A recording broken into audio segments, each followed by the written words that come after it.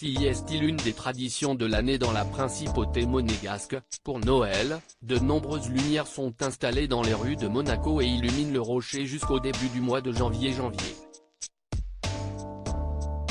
Et comme chaque année, plusieurs membres de la famille princière sont venus appuyer sur le bouton ce vendredi 2 décembre. Mais cette fois, ils étaient plutôt très jeunes. En effet, ce sont les jeunes Jacques et Gabriella, qui fêteront leurs 8 ans la semaine prochaine, qui ont hérité de cette tâche, pour leur plus grand bonheur. Accompagnés de leur maman, Charlène de Monaco, les timides jumeaux ont bien exécuté leur tâche avant de profiter du parcours d'illumination et de retrouver leur cousin Raphaël Elmaleh, bientôt 9 ans, qui avait fait le déplacement avec sa mère, Charlotte Casiraghi. Mais si les trois enfants ont fait le bonheur des monégasques présents, la petite Gabriella, qui n'est née pas à son coup d'essai, a une fois plus décidé de ne faire qu'à sa tête. Et de briser le protocole. En effet, alors que les jumeaux venaient d'assister à un spectacle traditionnel, selon le journal Monaco Matin, la petite fille se serait précipitée sur le jeune acteur qui venait de finir sa représentation pour lui faire un immense câlin. Un geste adorable et très enfantin, qui prouve que la fillette, impétueuse, est aussi dotée d'un grand cœur.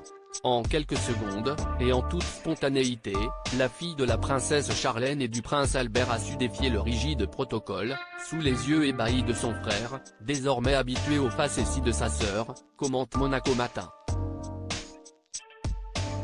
Un protocole non respecté, mais si pardonnable, que Gabriella a assuré dans un look très chic. La fille d'Albert et de Charlène était habillée en jacquardie de la tête aux pieds. Jacques et Gabriella, des jumeaux farceurs.